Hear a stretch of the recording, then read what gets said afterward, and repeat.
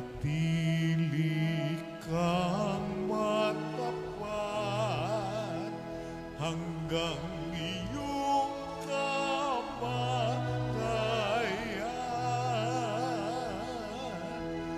pagkat buhay aking bigay.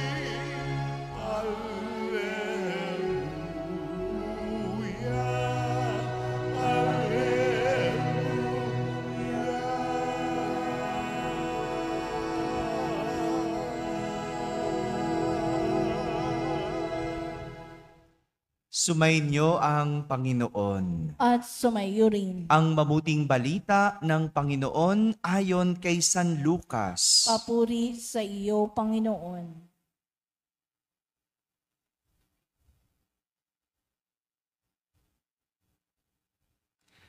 Noong panahong iyon, pinag-uusapan ng ilang tao ang templo. Ang kahangahangang mga bato na ginamit dito at ang palamuti nito na inihandog ng mga tao. Kaya't sinabi ni Jesus, darating ang panahong lahat ng nakikita ninyong iyan ay iguguho. Walang batong ititira sa ibabaw ng kapwa bato. Tinanong nila si Jesus, Guro, kailan po mangyayari?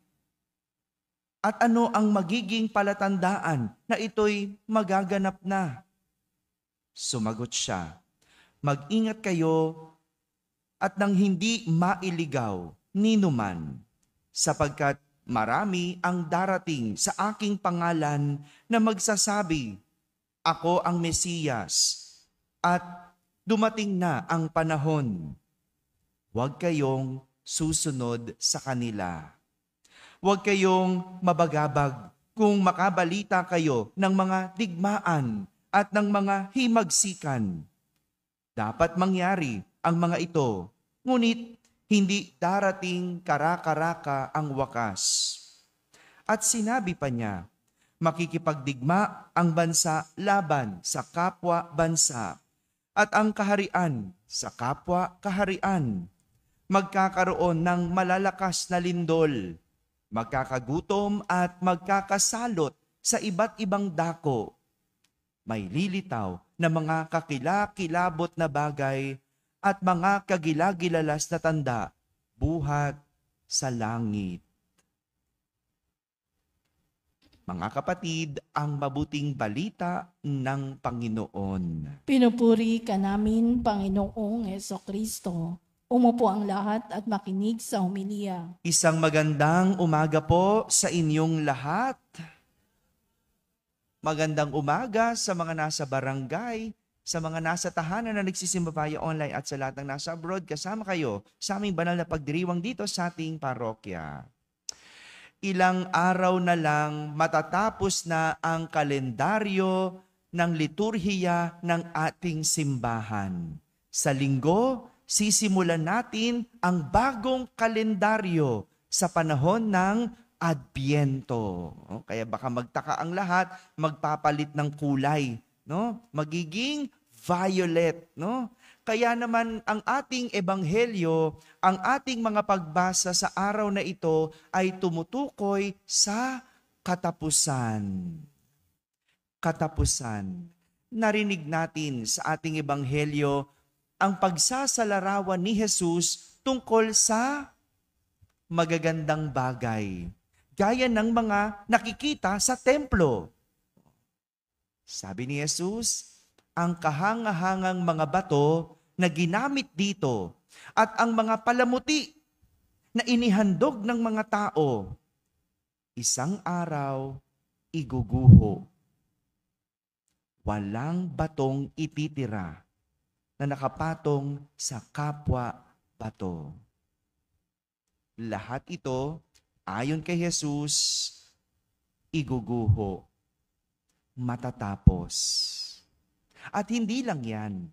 Dagdag pa ni Jesus, makikipagdigma ang bansa laban sa kapwa bansa at ang kaharian sa kapwa kaharian. Magkakaroon ng malalakas na lindol, magkakagutom, magkakasalot, at sa iba't ibang dako, lahat ito mangyayari.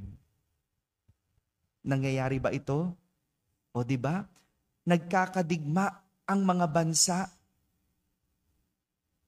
Yung mga kaharian, kapwa-kaharian, nagkakalaban.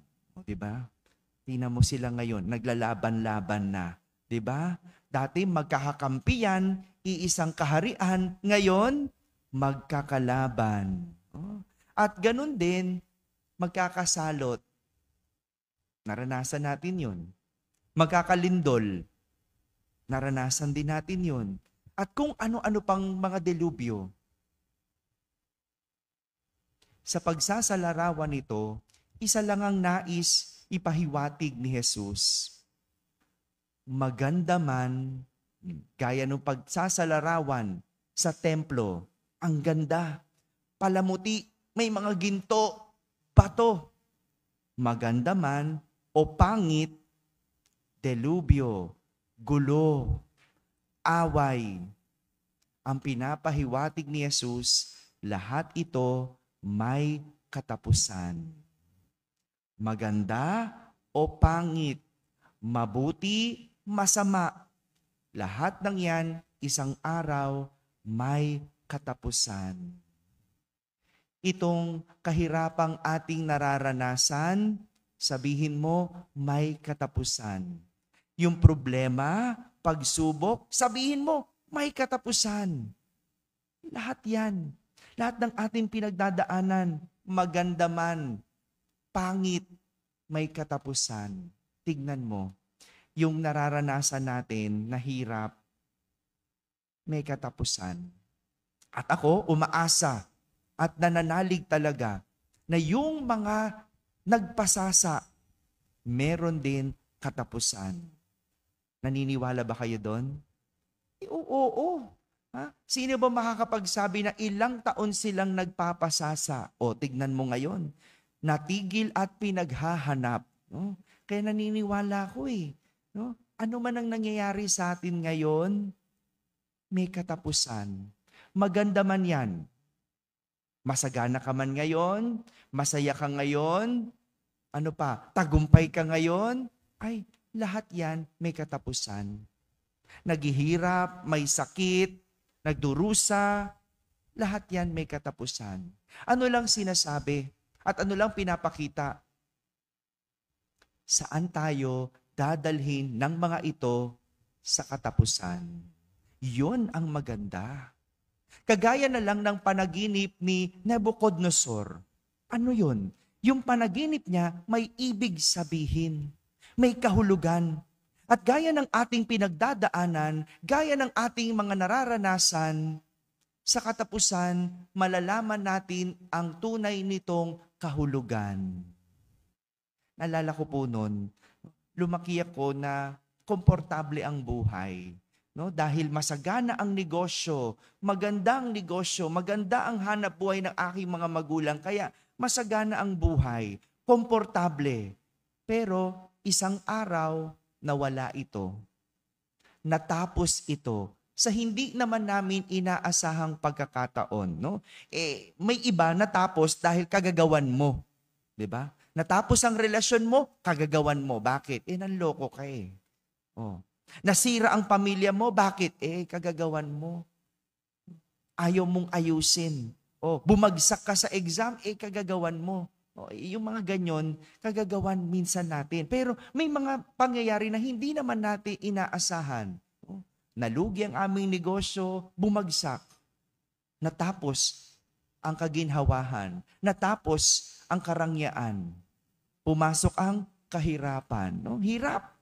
Ang hirap noon, no? Na bata ka pa or hindi mo naintindihan kung bakit ganoon, no? Although high school na ako noon, hindi ko pa rin naintindihan ano bang nangyayari? Bakit biglang ganoon? Bakit biglang wala na ang lahat ng meron kami?